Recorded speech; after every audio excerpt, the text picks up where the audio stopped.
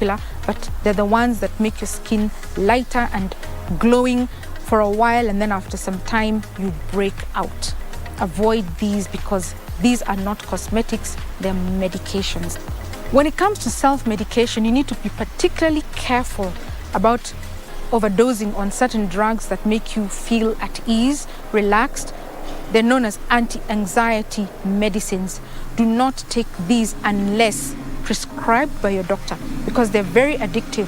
And when combined with alcohol, the effects can be quite lethal. Many road accidents are as a result of people taking tranquilizers combined with other forms of self-medication like alcohol. This leads to many problems. Avoid this so that you can be able to maintain your health, and it's part of self-care, using medicines safely.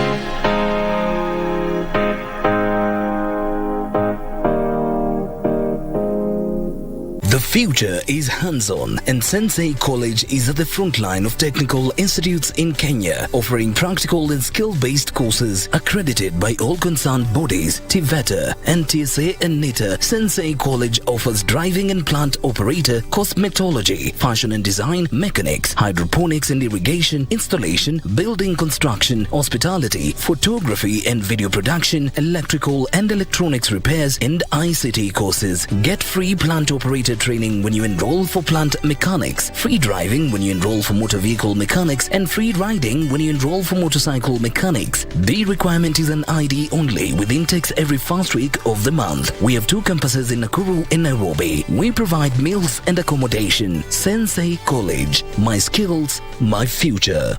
Candace, what's that? I brought you a small bonus. Bonus for what? You got us 299 family dinners, 64 kisses on the cheek, 12 road trips to see grandma, 42 jokes from daddy, 49 laughs from mommy.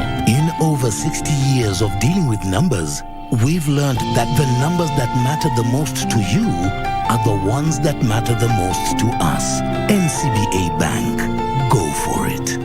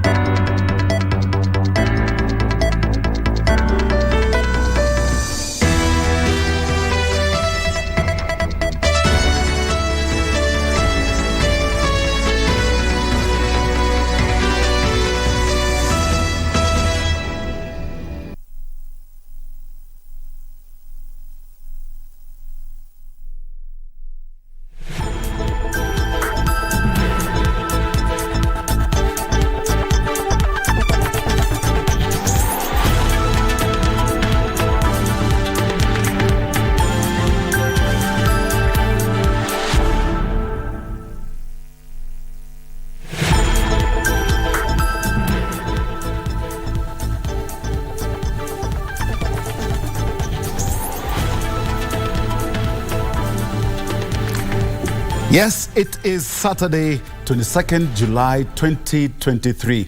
What a time to be a Kenyan. Stay tuned for more because this is the Legends edition coming to you live from Nairobi, Kenya.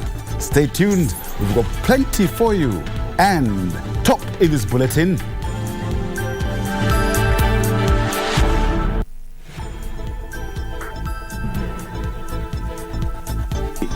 Unga haitoki kwa soko, unga inatoka kwa shamba. Kama unataka kutatua tatizo la unga, enda shambani. Demonstrations will not solve the high cost of living, President William Ruto says as he lashes at the opposition over protests. Our peaceful countrywide demonstrations will continue next Wednesday. Azimio Coalition downsizes weekly demonstrations to 1 day next week. And double world and Olympic champion Faith Kipyegon eyes a hat-trick of world titles in Hungary next month after smashing 3rd world record.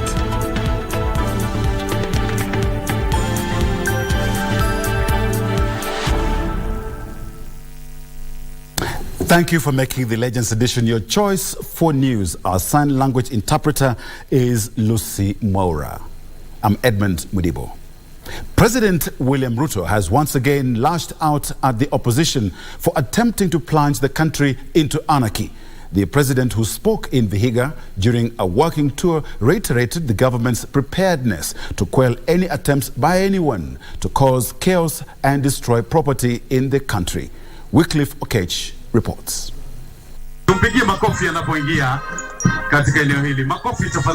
Vihiga County Saturday played host to President William Ruto's sustained countrywide working tour, where the head of state commissioned the Vihiga Cluster Water Supply Project. President Ruto thereafter addressed a gathering at Mbale town, where he explained the government's policies and plan for various sectors, among them education, water connectivity and unemployment among the youth. Sikizeni, ile shida ambayo tumekuwa nayo Kenya hii, tunapanga vile watoto wetu watasoma, lakini hatupangi vile watoto wetu watapata ajira. Sini lazima tukipanga mambo ya masomo tupange mambo ya ajira. Ndio mwaka huu kwa mara ya kwanza nimeweka katika budget mpango ya ajira ya vijana wetu. Mumesikia mpango ya housing. Nimesema kupitia mpango ya housing mimi nataka kutafuta ajira 1,000,000 ya vijana wa Kenya.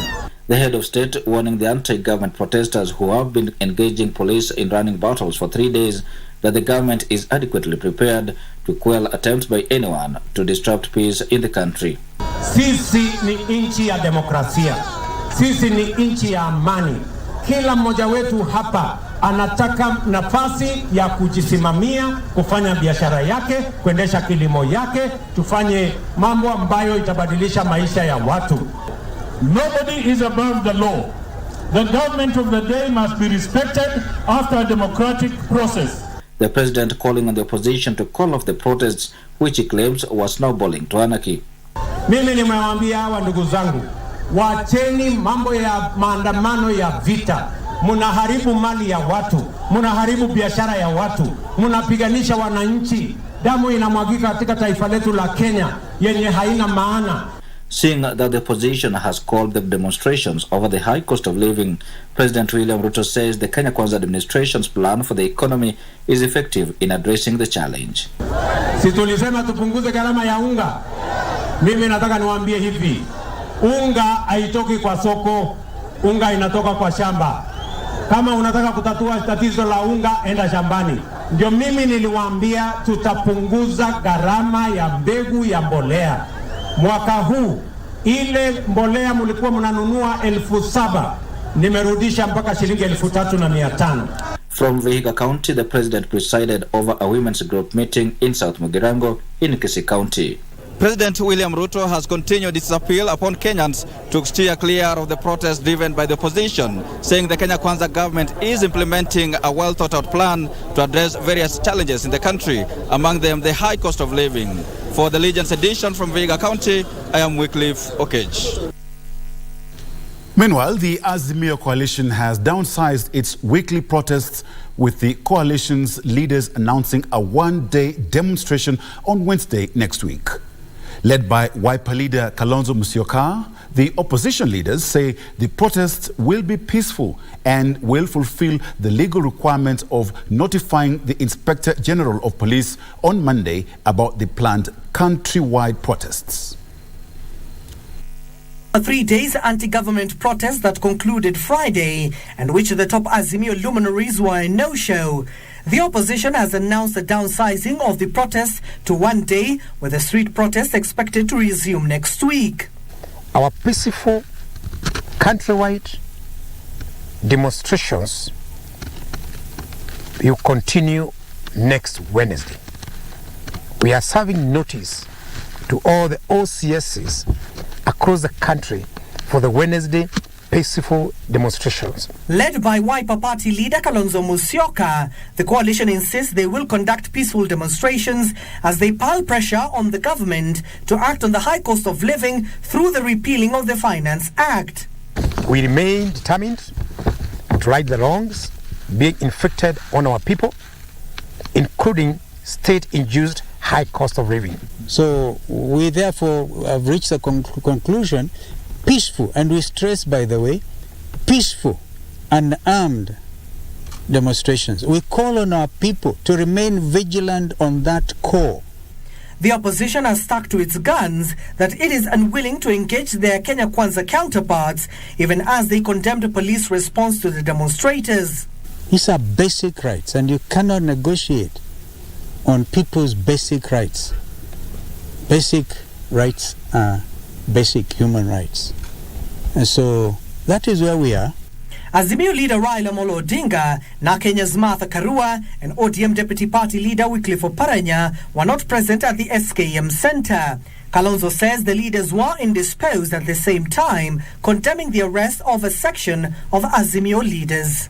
It is highly unlikely if the Azimio Brigade will heed the calls of dialogue if today's events are anything to go by. Abdiaziz Hashim from the SKM Center, Legends Edition.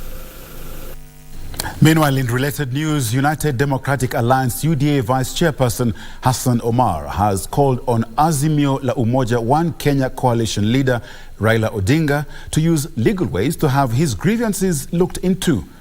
Meanwhile, a family in Nyamaware area in Migori County is seeking justice after their kin was allegedly shot by police during the Thursday demos.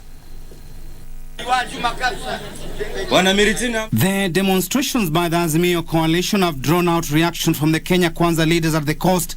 United Democratic Alliance Vice Chairperson Hassan Omar now calls on Azimio Supremo Raila Odinga to abide by the law in raising concerns of his supporters. Hatutokubali tena mtu yoyote, mwanasiasa yoyote, kiongozi yoyote kutumia umaskini wa mtu yoyote kuleta ghasia. Tutakuzuia wewe kabla hutafikia yule maskini. Meanwhile, a family in Nyamware area, Suna East constituency in Migori County, is seeking justice after their kin was allegedly shot by police during the demos. Tulikuwa tunashangaa kwa yule mtoto ambapo alienda tu kutafuta kwa sababu hakuwa kwenye maandamano. Yeye ndiye anachunga huyu mama, yeye ndiye akona huyu mama. The police shooting people, killing people. Doing that is not justifiable anywhere, whether it is in Migori or anywhere else. Those that want us. And the Methodist Church has condemned the aftermath of the opposition-led protests. The Methodist Church in Kenya joins the other religious institutions in condemning the demonstrations which are being witnessed in the nation recently. We are calling for unity and peace among our political leaders. Meanwhile, Kenya Internally Displaced Persons Organization has urged the government to regulate the sale of weapons in the country to end the access of arms by criminal gangs. Tofauti ya maandamano ya Kenya, kisu lazima kiwe, miti ya jembe lazima iwe, panga lazima iwe. Hayo ni maandamano kweli? Timothy Kipnosu for Legends Edition. Kenya is keen on strengthening its relations with China to spur economic growth in the country. President William Ruto says Kenya will work closely with China on infrastructure development, climate change, ICT, education and security. They spoke when he held a high-level meeting with Wang Yi, the member of the Political Bureau of the Communist Party of China, Central Committee and Director of the Office of Central Committee for Foreign Affairs. Very good. Good morning. The visit by Wang Yi, the member of the Political Bureau of the Communist Party of China Central Committee and Director of the Office of Central Committee for Foreign Affairs, sought to deepen relations between Kenya and China, which has been one of Kenya's strongest development partner for over 2 decades, and a market for her minerals, vegetables and animal hides. President Ruto asserting the strategic interests of Kenya and China and the need to strengthen its relations with the Asian country on matters infrastructure development, climate change, ICT, education and security. He noted that Kenya was particularly focused on the development of roads under the Forum on China-Africa Cooperation. The head of state saying that the government plans to upgrade the Jomo Kenyatta International Airport and the ports of Mombasa and Lamu. He said the development of a new greenfield terminal and a new runway at JKIA, the dualling of Rironi Naivasha Nakuru Mau Summit, will elevate the country's competitiveness. He assured Chinese investors of the government's commitment to providing security to everyone. On his part, Wang Yi said China will continue working with Kenya for the two countries' prosperity. Nancy Okware, Legends Edition.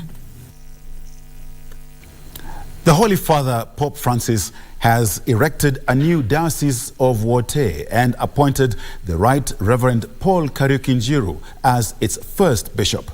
The news from Rome was announced Saturday and communicated to the Kenya Conference of Catholic Bishops. Bishop Kariuki, previously of Embu Diocese, was ordained a priest in 1993 and had served in various capacities in the country.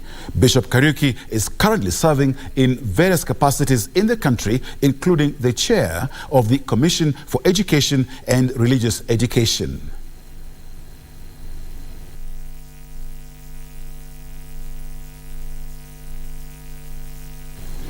The Chief of Staff and Head of Public Service, Felix Koskei, has cautioned parents in Marsabit County who fail to take their children to school that the government will arrest and prosecute them. Koskei has ordered local administration officials to take firm action against parents denying children education opportunities, which is a right guaranteed by the Constitution. The head of public service spoke in Kargi, Loyangilani sub-county, Laisami sub-constituency, where he is on a two-day familiarization tour of development projects in the vast county. Marsabit County, he says, has a peculiar trend where there is a higher number of girls enrolled at the primary and secondary school levels, but has also witnessed high dropout rates among girls due to early marriages and teen pregnancies. Ukifika shuleni ECD grade 1 unapata wasichana wengi kuliko vijana. Watoto wale wametimia waende shuleni. Mtu akikataza mtoto muweke ndani.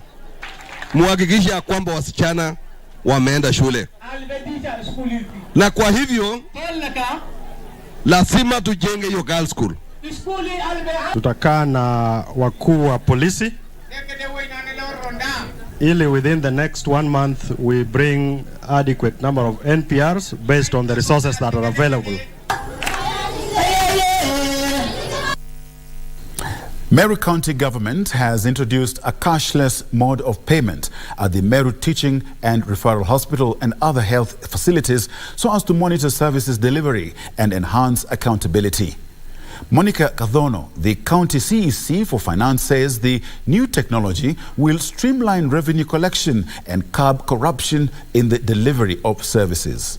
She added that the technology is currently in all level 3, 4 and 5 hospitals across the county and will be gradually upgraded to level 2 and dispensaries to ensure it's effective and able to cope with the growing number of patients visiting the hospitals.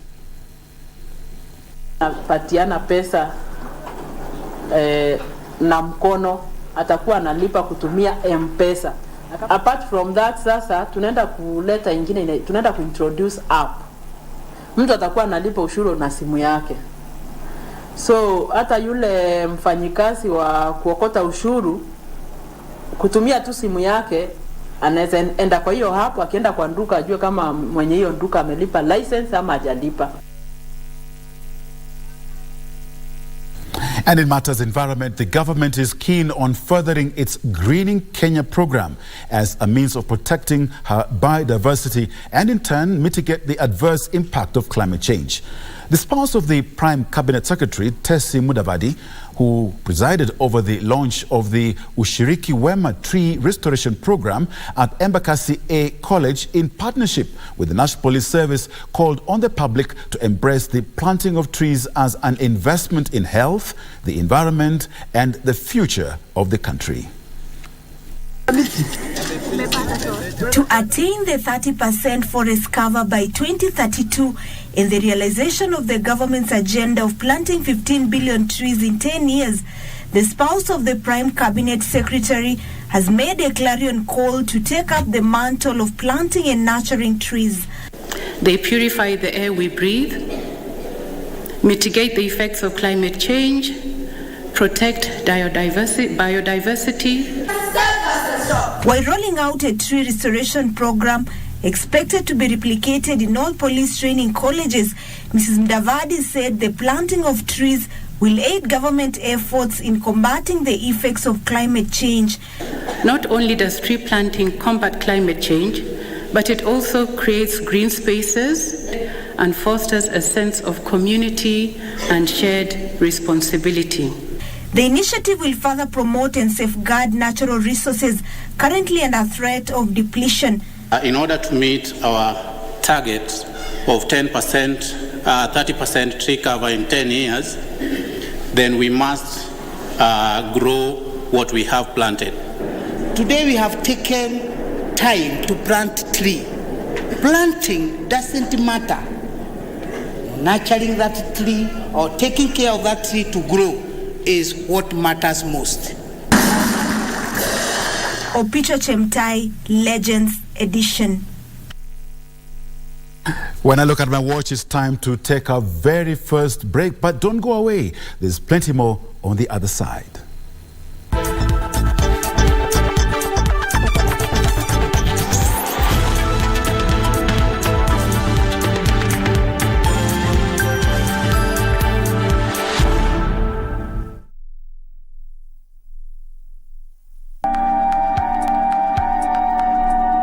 Nimekuja tu bila nimesikia habari njema.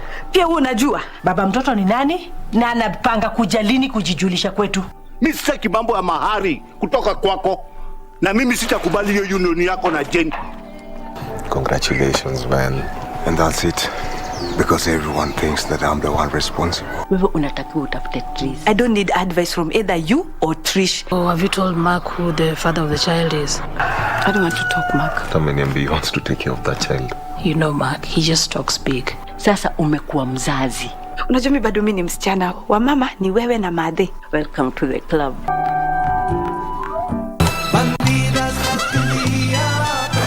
Perfectly, Malena. You said that you were not going to have a son. Amparo, don't do anything that you could regret later on. The only one who's going to regret something is my father.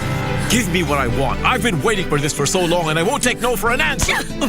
And if you're done here, I insist that you just leave right now. May I know who you are? Yes.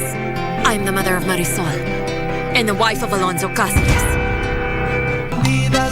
Las Malditas.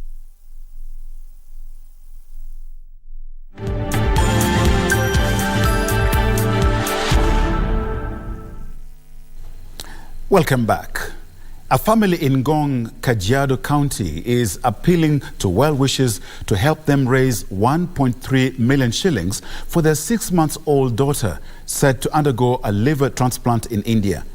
Baby Elizabeth Wanjiko was diagnosed with biliary atresia, a condition in infants in which the bile ducts outside and inside the liver are scarred and blocked, and now requires to undergo the delicate procedure urgently. Baby Elizabeth was born healthy, bouncing baby and without any underlying medical condition. However, at the age of 2, she developed abdominal pains and her eyes started to change in color. According to the father, Martin Kuria, things took a different turn and the swelling on her right cheek got worse, with doctors recommending surgery. So when they did a biopsy, it was noticed that it was not cancer, rather it was a hematoma. So the baby was actually bleeding from inside, so into the cheek, and the swelling was actually getting bigger and bigger and bigger. Her condition, however, deteriorated, and after numerous tests and scans at the Kenyatta Hospital, the medics established that baby Elizabeth had been born without a gallbladder. The family has spent huge sums of money as they sought to give the baby adequate medical attention, a situation that led to the complete depletion of resources. So I had actually had to borrow some money. I had taken a lot of loans so that I can be able to help this child. But a bigger heartbreak was loading. The doctors recommended for a liver transplant. Unfortunately, when the surgeon went in, now he came back with some very bad news. He told us there is no way he could be able to do that procedure because he found the liver is totally inflamed. Yani ni kama maini imeoza kabisa. So owing to the strains caused by the treatment of baby Elizabeth, the family is unable to raise 1.3 million shillings required for the procedure in India and are now appealing to well-wishers for support. On 30th of this month, we need at least another 1.3 million. So if we can especially get that 1.3 million so that we start the journey and then we go to India, would really be very thankful. To support the Baby Elizabeth Fund, you can extend your contribution through the paybill number 247247, account number 0729099390. Kasicha Namasha, Legends Edition.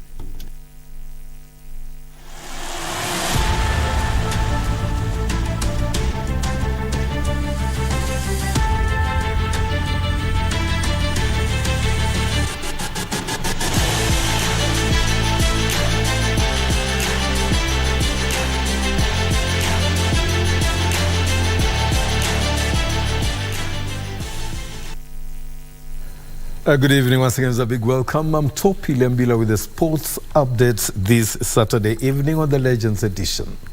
Now, what a weekend for Kenyan sports, especially athletics. President William Ruto has praised the 3 world records holder Faith Kipyegon and African record holder Ferdinand Omanyala for their peerless performance at the Monaco Diamond League meeting held last night in France. Ruto said the country will continue to celebrate Kipyegon for being among the best Kenyan athletes of all time. Deputy President Rigathi Gachagua also praised the 2-time Olympic and world champion Kipyegon for breaking a 3rd world record in less than 2 months. Cabinet Secretary of Sports Ababu Namwamba also hailed the 2 Kenyan athletes for their splendid performances time and time again on the global stage. 29-year-old Kipyegon smashed the women's mile world record, clocking a time of 4 minutes, 07.64 seconds less than 2 months after setting 2 new world records in the 1500 meters and the 5,000 meter events. Commonwealth Games champion Omanyala also became the first Kenyan ever to win the 100 meters at a Diamond League meeting. Omanyala really powerful, but Letsili Kabuga's had a good start. Akin Blake as well. Johan Blake also going well. Also coming through is Lindsay as well. But in the end, on the line, 9.92. Who got it on the line? Now, from hockey, a youthful Kenyan team is expected to compete in the Africa Olympic qualifiers to be held in South Africa later this year as the Kenya seeks to secure a place at the 2024 Paris Olympic Games. The Kenyan team will be training at the City Park Stadium as they await their travel for the qualifiers to be held from 29th October to the 5th of November in South Africa. The national hockey teams are intensifying preparations for the Africa Olympic qualifier to be held in Pretoria, South Africa later this year. So for us to qualify for the Olympics, then it means that we have to come in fast. About 60 players, 30 men and 30 women, are fighting for the few available slots in Team Kenya that will head to South Africa later this year. Today's session was largely about variables for selection, because from when we get to tomorrow, we need to have a trim down to 32 players. So a total of 16 teams, 8 in each category, will take part in the week-long qualifiers and include Kenya, Uganda, Ghana, Egypt and Zimbabwe, among others. Going to perfect on our short corners, execution of our short corners, and also short corner defensive, which is a very key in the team. Yeah. We have an advantage of having a mix of very youthful players who are the majority, and some of the experienced players who are coming in to boost up the team. Kenya will be participating in the competition for the first time, having failed to complete in 2019 when South Africa still hosted the event. Winners of the Continental Championship will book automatic slots to the games to be held from 26th July to 11th August in France. The Kenya Universities Sports Federation, KOSIF, has urged the government to come to their aid as they are unable to travel for the World Universities Games slated for the 28th of July to the 8th of August in Chengdu, China. The tournament will host 174 countries worldwide.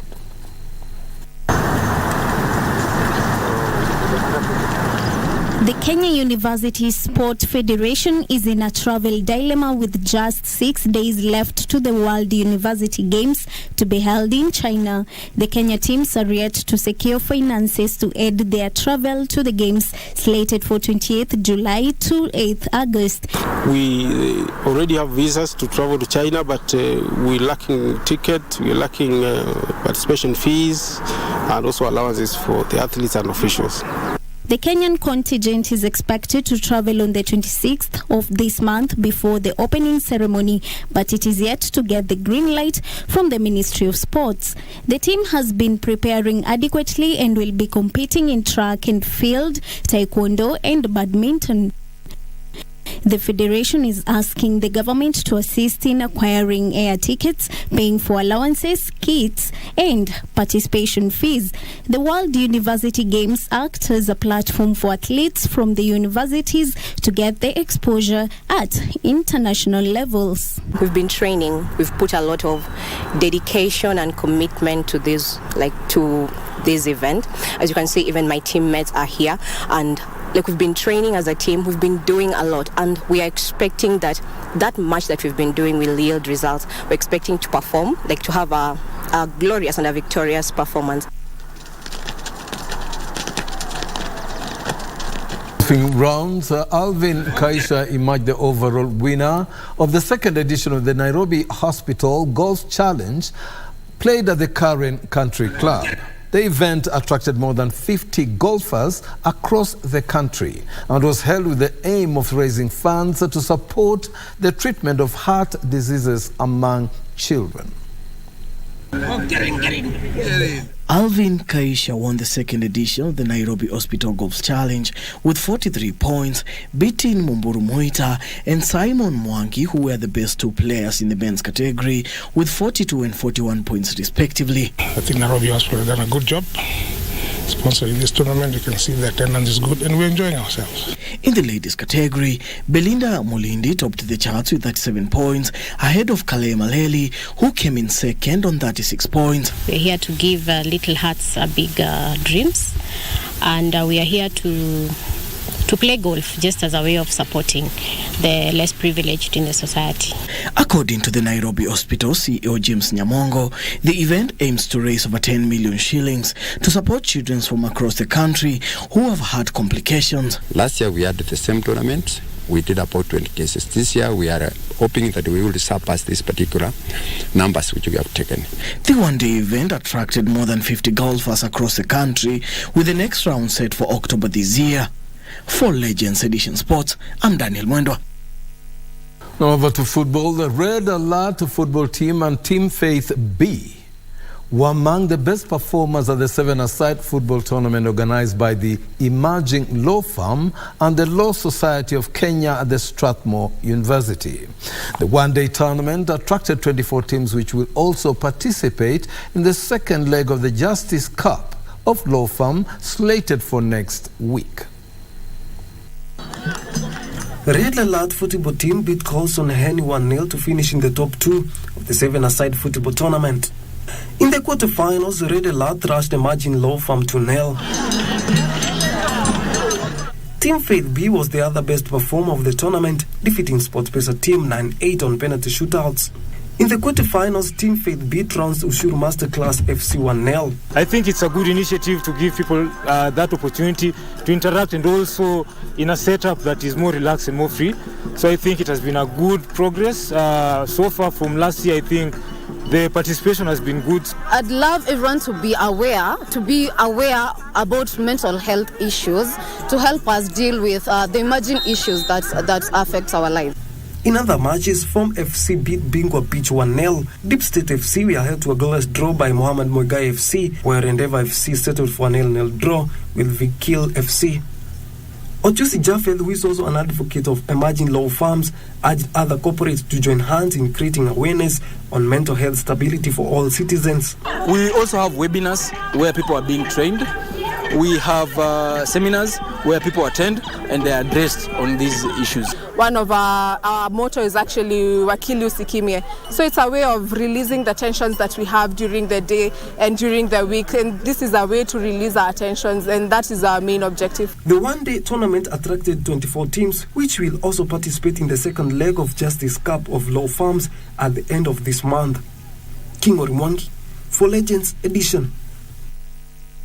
And now, it's been said that the best gift a parent can give to his or her kid is a good life, education, and investing in them to see them make it in life.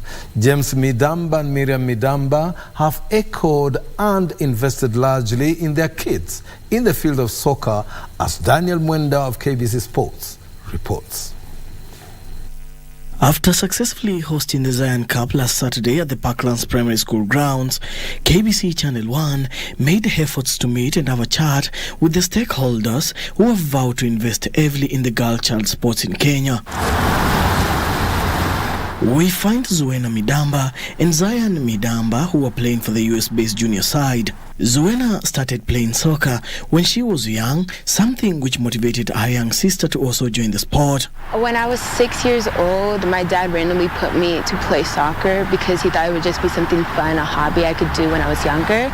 But I ended up really enjoying the game of soccer, and many of my coaches when I was really little told me that I need to play for a higher level. I used to go to soccer games and watch it, and when I was younger I went on this soccer team, and when I got older I got into a competitive soccer team.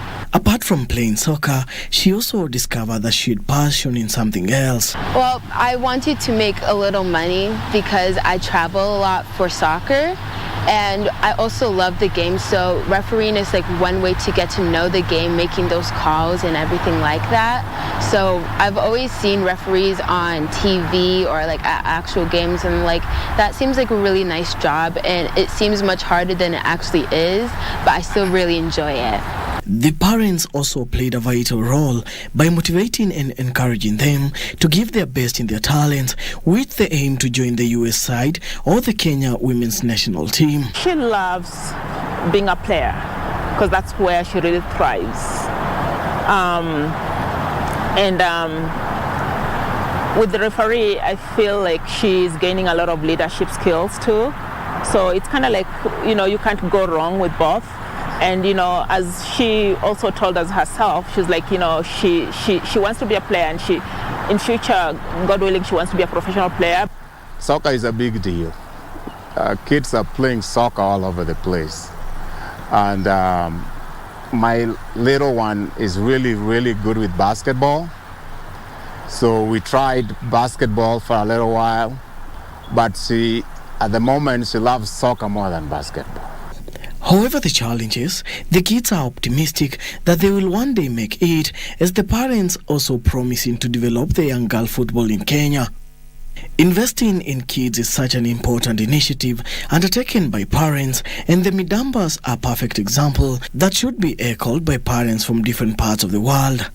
For Legends Edition Sports, I'm Daniel Mwendwa. Yeah, for Kenyan kids, most Kenyan kids, of course, love soccer. But of course, there's also the other game, chess. And in a world of 64 squares and infinite possibilities, where battles are waged without bloodshed, one young mind, Bernice Wamboi, has emerged as a force to be reckoned with. This is the story of Wamboi, a chess prodigy whose strategic prowess knows no bounds. Let's take a listen.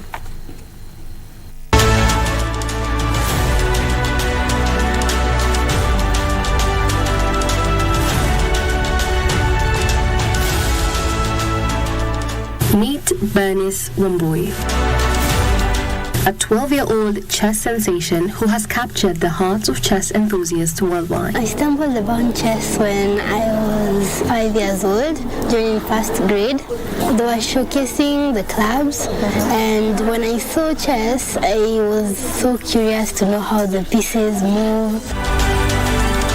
Bernice's journey has been nothing short of remarkable. With numerous achievements under her belt, including winning in the Under-12 Boys Chess Championship category and the Girls Under-18 Chess Championship, Bernice has proven herself as one of the best on the board. I won all my games, so most of the games I sent the boys crying. I felt a bit good and bad. Good to see that because I often see them in groups, then I'll hear my name among those groups. It's like they're trying to beat me, like gaining tactics, because I see the people have already played and the person I'm going to play the next round.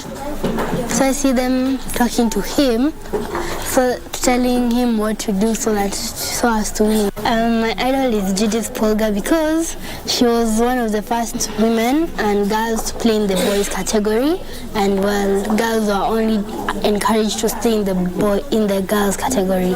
Balancing her passion for chess and her studies, Bernice has shown unwavering dedication and determination. Well, I have a timetable which I follow. Chess, I usually do it after my homework, which is usually about 5:30. So I do it from 5:30 to 6:30. Then I go and shower. Then I shower up to like 6:45. And supper usually at 7:30. So I do chess until 7:15. Even during the challenges posed by the COVID-19 pandemic, she trained rigorously and showed remarkable improvement. Bernice's mother, a strong supporter of her daughter's ambitions, hired a private trainer to further nurture her talent. When she started picking, and I could tell she loves chess, that was around 6 years, 7 there.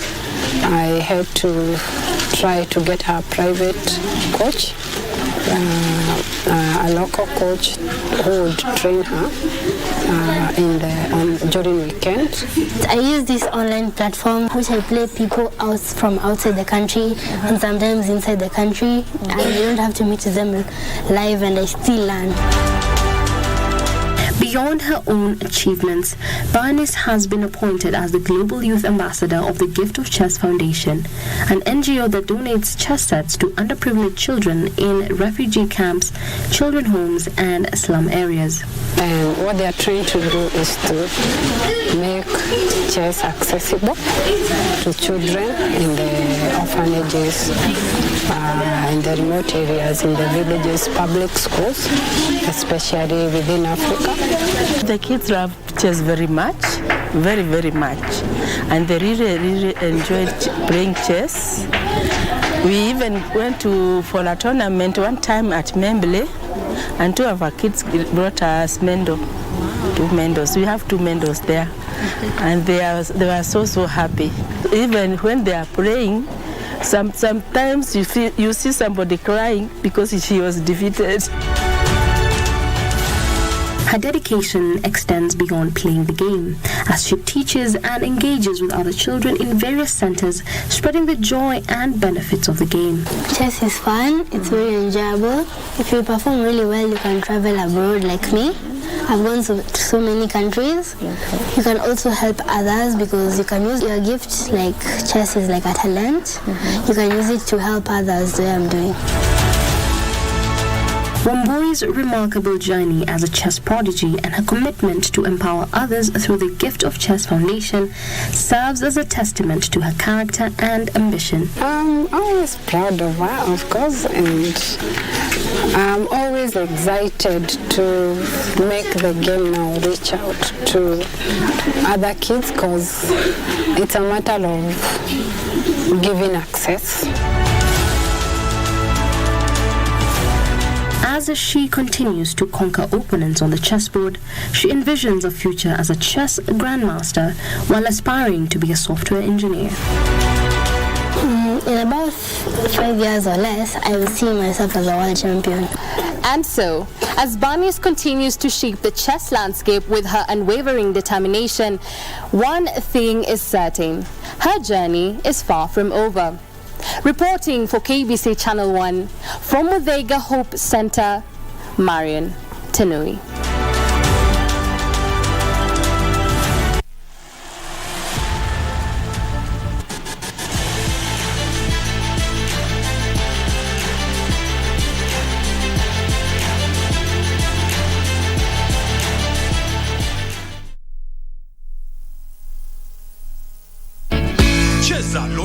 Sasa unaweza jishindia instantly na Loto Moto.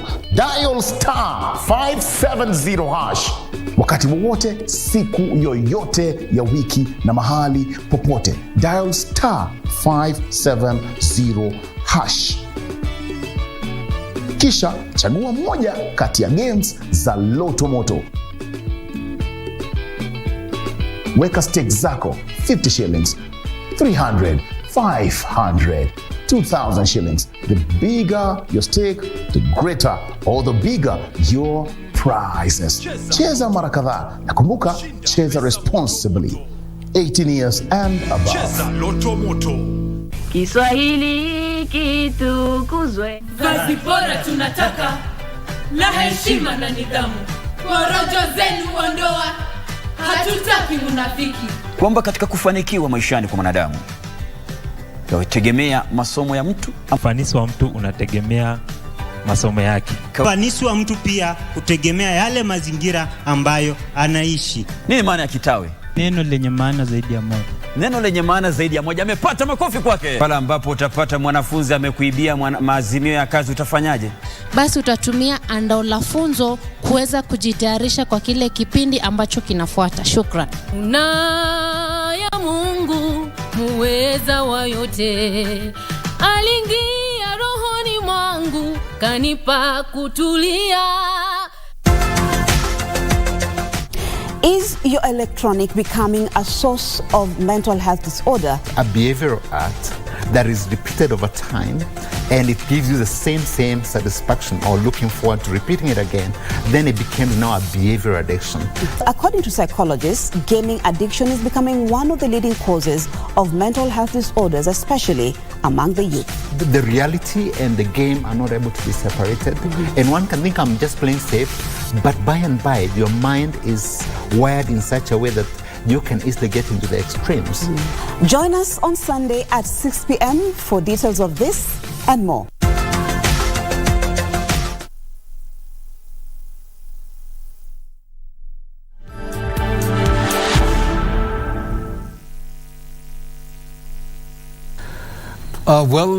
As I wrap up on the sports section, the big message that has come through tonight is that, parents need to get involved more with their children, not just education, but also in the extracurricular activities and their interests, such as sports, like we saw tonight. Well, I'm Topi Lembila saying good night for now, and remember that, after the show, those Rumba lovers, it's a date with Bridge over Congo. But now, I hand you over to my colleague Edmund Mudibo to introduce his interview with Joseph Maura, another living legend. Somebody you can't miss this. Big story coming up. Good night. And stay with KBC Channel 1. Well, that was Topi Liambila, a living legend in his own right. It's time for me to say goodbye, but not yet, because you don't want to go away. Stay tuned for my interview with Joseph Maura, another living legend, director, Starehe Boys Center, and so much more. Otherwise, stay tuned, stay well, God bless.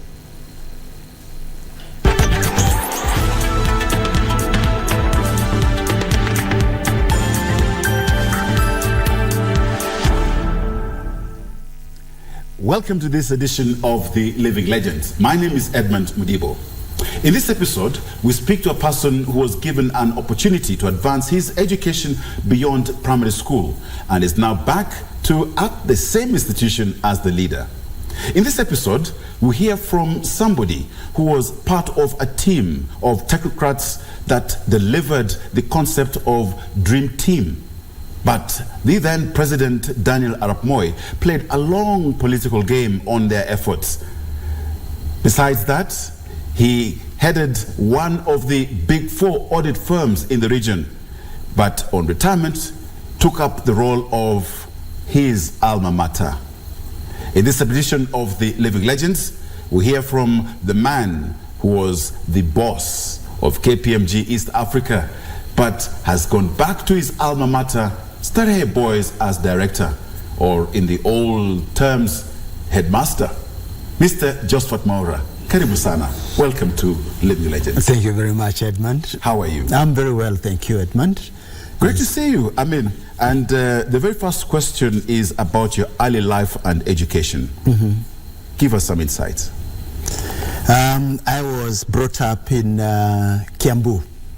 And when people speak of Kiambu, I come from a part of the county where we grew up in extreme poverty. The third born in a family of 10. My firstborn brother dropped out of school in Form 2. My second born sister dropped out of school in class 6. I was a third born. I normally ask people, if you know a little bit of math, when was I supposed to drop out of school? But God was good, and we grew up as a large family, taking responsibility as workers. I keep saying these days children are having a free ride. We were workers. And I was actually saved from that trajectory by an accident. At the age of 6. I was knocked into a shop and spent about 6 months in hospital. And when I came back, my brain was different. And from that moment on, I was on top of my class, and I had a joyous time in primary school. My primary school headmaster then noticed this guy comes from this poor family. He's very bright, and he's going nowhere. So he went to Starehe and got me the application form, brought it to me. Mr. John Wainaina, I never forget the man. He's still a friend today. And that's how I ended up in Starehe Boys Center. And indeed, because at Starehe Boys Center, it was very synonymous with the larger-than-life person of Geoffrey Griffin, who was director at the institution. Yes. And what were the life skills that were instilled to you at Starehe Boys? I think Starehe, first of all, had 3 founders. Geoffrey Griffin was the best known of them because he was the initiator, but he had 2 colleagues that he had come with to Starehe. One, a man by the name Joseph Kamiro Gekubu, and the other Jeffrey Gatama Geturo. The first lesson is about the unity amongst these 3 men and their diversity. So Geoffrey Griffin was the son of a colonial policeman and had gone to then Prince of Wales Nairobi School. And these other 2 Africans had dropped out of school. And they met on the opposite sides of a prison wall and became friends and worked together for life. So that's the first lesson in Starehe, is about diversity. We bring children from across the entire nation, and you form a brotherhood, a fraternity that works together for life. In fact, in some cases, even beyond life. The second thing about Starehe is that you build a sense of personal identity, personal belief, and personal responsibility. So when you come into Starehe, duty is sublime, right from Form 1 up to the time you leave. In my case, I left at Form 6. And you are given particular responsibilities. So Starehe is ran by the boys, and you're given those responsibilities, and you learn how to run an institution by the time you leave Starehe. I keep saying all that I am was actually made in Starehe. Interesting, because then maybe you could explain. I mean, you told us the accident got you to become a SWAT, yes, that got you into Starehe. Yes. And I assume that you then loved numbers because you got into the financial service sector after yes, school. Yes. What was the entry and growth process for public accountants? For me, I actually got into accounting by an accident. Another accident? Yes. Because when I left my A-levels, I was actually admitted to the University of Nairobi to study building economics. But at that time, we had to wait about 2 years before going into university because of the interruption in tertiary education by the attempted coup in 1982. So as I was waiting to join university, then I got this opportunity at Coopers and Librand. So we were just applying. We had been taught at Starehe that once you're out there, you have to learn how to access opportunities. And so I got this opportunity, got interviewed for it, and got a temporary job as a clerk, as an accounting clerk. But again, the lesson you learn in Starehe is one of excellence. If you're given a coffee cup to wash it better than it has ever been washed. So I took it to this job, and Coopers then gave me a scholarship to Strathmore. And that's how I ended up moving into accounting and living the world of building economics and quantity surveying, yes. And then I guess I see here Strathmore comes into picture. Yes. And of course it has its value system and, Yes. What is it like at Strathmore? So mine was actually particularly challenging because the scholarship I got from Coopers required me to work during the day and then to go for my classes in the evening. And so your time, was structured. You had nothing to spare. And when you go into Strathmore, you find all these professionals. And I remember encountering Jim McPhee and his larger-than-life character. I remember my accounting lecturer, a Filipino man. And you just had to apply yourself. Nobody, again, almost the same ethos from Starehe. There's nobody pushing you. You are here for your own purpose. You're here for your own dream. And you leave Strathmore with that outcome. Now, the scholarship was by Coopers, right? Yes, it was. The institution, Strathmore. Yes. Then you betrayed the cause because you then didn't go back to Coopers, but you went to KPMG. I stayed in Coopers for 7 years. So that's where I qualified. And then in 1989, there was a merger, little-known merger between Coopers and Deloitte. Yes. And the firm here, the Deloitte firm here, did not merge. And there were a number of people who were in the Deloitte firm here who then came across to Coopers and Librand. And at that time, I was ready to rise to the next level. But all these people came and slotted in these positions that we were looking forward to. And, one of the wrong decisions I made in my life, I was a little upset and left to go and join Oxford University Press as the financial controller. And there I worked for 2 years as the financial controller for Oxford University Press in East Africa, and then left Oxford University Press in somewhat dramatic circumstances. I was fired. I was trying to do certain things that did not sit too well with everybody else, and that's when I went into consulting. So it's through that consulting as an independent consultant that I met KPMG, because I was doing a piece of work for them in Magadi. We were helping to set up Magadi Railway. So I spent 15 months in Magadi setting up Magadi Railway. And after I finished that piece of work, then we had a conversation with KPMG and I joined them in 1995. And now you've consulted for various governments, and let's look at some of them. Yes. And institutions like the Kenya Anti-Corruption Authority strategy. Yes. How did this impact Kenya? Oh, that was a very interesting piece of work, 1999, with the retired Justice Aaron Ringera. So we won a piece of work to assist the then Kenya Anti-Corruption Authority to develop an anti-corruption strategy. And I remember we used to sit very early morning with the commissioners and the directors and craft this strategy. And basically we said that CASA's job was to create an ecosystem to fight corruption, and then to focus on investigation and prosecution of particular cases.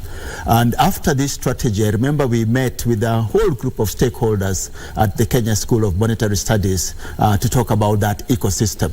And it seemed to be taking off. But then I think CASA took on that job with a bit too much enthusiasm. and were picking on people who are not supposed to be touched, and as a result, the entire organization was proscribed by a court decision. So I believe it is December 2001 that CASA was declared unconstitutional and basically wound up. And that for me was one lesson about fighting corruption. You have to bring a lot of wisdom to fighting corruption, because corruption can end the life of an institution like that if it becomes too enthusiastic. Now, you also consulted for the government of Kenya that saw the reduction of ministries from, again, you're good in numbers, 16? No, 33 to 16? Yes. And the entry of the dream team of technocrats. Yeah. The objective was to reduce the cost structure, so the votes, and so to remain to 16. But President Moi, the late President Moi, still had a political objective, which is to keep his constituents happy. And so he decided to double head, and in some cases to triple head ministries. So even though the votes were reduced to 16, there were ministries that had 2 ministers or 3 ministers in some cases. And so it was a win-win in some respect. And it's after that then he brought in the dream team to try and deliver the reform that was intended to recover the economy. Are you consulted for the government on Uganda on performance management, and the Rwanda Revenue Authority on improving their performance? Now, between 2001 and 2004, the world of financial reporting and public accountancy was shaken by the Enron scandal, and Arthur Anderson, which was on the big 5 audit firms, folded. What were the fundamental changes in the way financial reporting is carried out after that event that shocked the world? I think it goes even beyond financial reporting, because it actually goes to governance of entities. And what happened at that time is that you realize, as an auditor, as an external party, you have very little influence over the policies, over the governance of an institution. And you depend on, the term we use now is those charged with governance. And so, part of the change was for professional firms to pay greater attention on who you go to bed with as a client. So a lot more due diligence, a lot more client evaluation, engagement evaluation in terms of establishing, is this a team that you can trust? Is this a team that you can depend on in terms of the information and explanations they provide before you decide to go in to work with them? What are some of the highs and lows of your stay there? I think for me, KPMG, the first high was just the recognition of the quality of people that we have in this region. And I remember, before I even assumed the role of CEO, I was responsible for strategy and people. And we used to make a very bold statement that we will go out to the universities, we will attract the best and the brightest, and if these individuals invest 5 to 7 years within the firm, they can then access any opportunity anywhere within the world. And we tested that by bringing them in and then positioning some of them to compete for those positions within the global network. There was a global mobility program where an individual in Nairobi or in Johannesburg could compete for a position in New York, in London, in Sydney. And a number of people then come together, they are interviewed, and the best gets that opportunity. And we had a number of people being posted around the world winning those opportunities. After leaving KPMG, you took up the role of director at the Starehe Boys Center. Yes. You could have been a PS, a CS, a diplomat, you name it. Why do you take up the role of heading your alma mater? There's a little bit of history to that.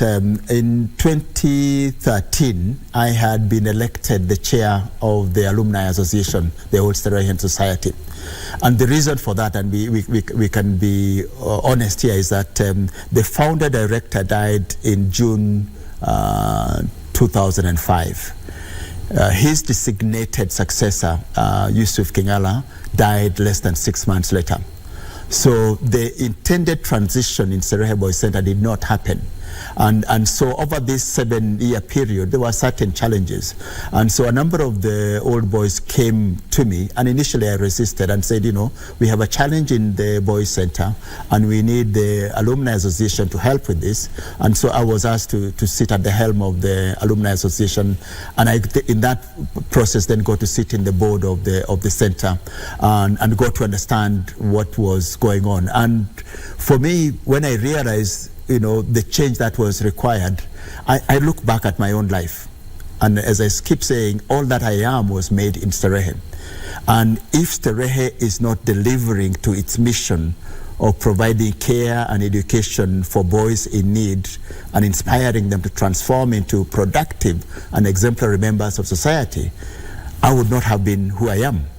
And so if that is not happening for the current generation, I had to step in a volunteer capacity and make it possible. And it's a very humbling role because you're not bringing in your own skill, you're coming to learn what the founders had established and sustain that legacy, and you're doing so under the scrutiny of over 14,000 alumni who know what Serehe means to them. So it's a very, very humbling role, and it's been deeply fulfilling, very challenging because of the context we are in and the challenges that young people are going through, but deeply fulfilling, and we are happy to see some of the results of the transformation now. And indeed, as we speak about matters education, yes, where you've gone full circle, yes, very briefly as we wind up, there's a nexus between education and the state we're in, yes, as a country today, yes, in matters constitution, yes, and I'm looking at Uraia. Yes, yes. So one of the other places that I serve as a trustee of Uraia. I also serve as a trustee of Palm House, where we sit together, and as a trustee of the Jim McPhee Education Trust as well. So all of this are education related. Uraia is different in that it is about civic education. It's about equipping Kenyans with the knowledge of the Constitution and the laws to enable them to effectively participate and realize their own aspirations, not just for themselves, but also for posterity. And quite honestly, the Constitution, Uraia has published many of these and distributed both in English and Kiswahili, because the challenge that we face in Kenya today is that this Constitution is a people constitution. The sovereign are the people of Kenya. But in my view, we have a broken sovereign. We have a broken sovereign who do not understand the Constitution.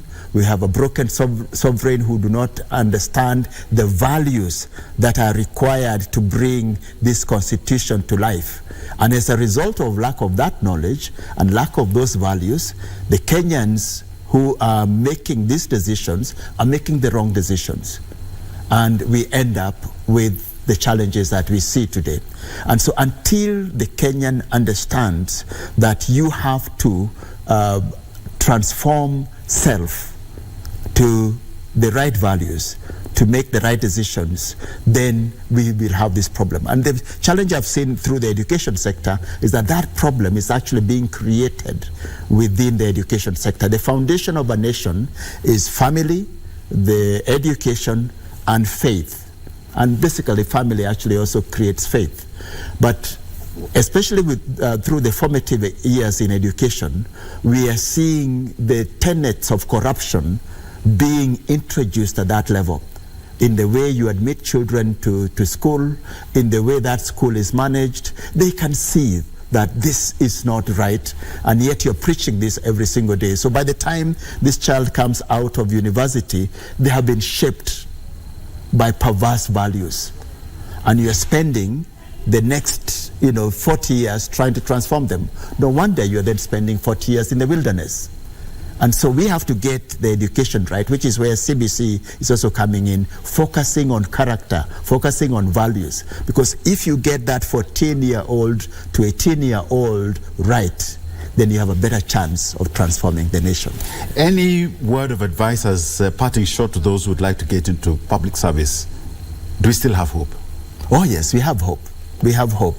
The challenge with public service is that it must be a personal calling. And I keep saying in the current environment, it is like playing survivor. You have to outplay, outwit, and outlast the forces that are around you. Because when you are in power, you must understand that those who are not in power, their primary agenda is to make you look bad so that they can access that power. And when you work in a corrupt environment and you try and bring noble values, the primary agenda of the corrupt, as we say, the Kenya Anti-Corruption Authority, is to pull you down. So you have to bring great wisdom, great courage and humility as you do so, but a real focus on the agenda, on the results, on the legacy that you need, and bring unprecedented focus to delivering it. Asante sana Bwana Josephat Mwaura. Yes. It's been a pleasure. I wish you had more time. Wow. You truly are a living legend. It's been a pleasure speaking to Josephat Mwaura, who has given us his post-retirement years to managing an institution that gave him a chance in life, the Starehe Boys Center. Mr. Mwaura was head of KPMG East Africa, and this means he could be on any blue chip firm, for that matter, in this world, or on the board of any big firm in Kenya. But he took up the heavy role of taking charge of his alma mater, Starehe Boys Center. Thank you, Mr. Mwaura. Thank you very much, Edmund. Thank you. Your story is inspiring. And from all who've made this possible, we thank you too for watching. I'm Edmund Mudibo.